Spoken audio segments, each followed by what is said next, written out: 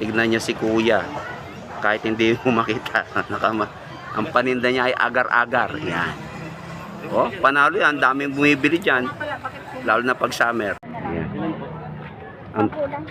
Ang flavors ay, ano ba yun? Ano to po kuya? Salad. Salad po. Salad puti. Oh, masarap to kuya. And then, ano ba ito? Buko pandan. Mangga melon kuya. Mangga. Yan, sarap yan. Sikat yan si kuya dito. Pinagkakaguluhan niya sa palengke ng Subic. Yan. Yung nakaraan nga, naubusan si kuya, napatakbo dahil naubusan ng gatas eh.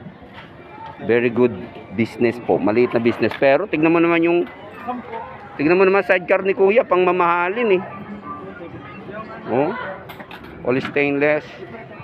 Idea for business. Agar-agar or kung di nyo alam yung agar-agar, ay scramble.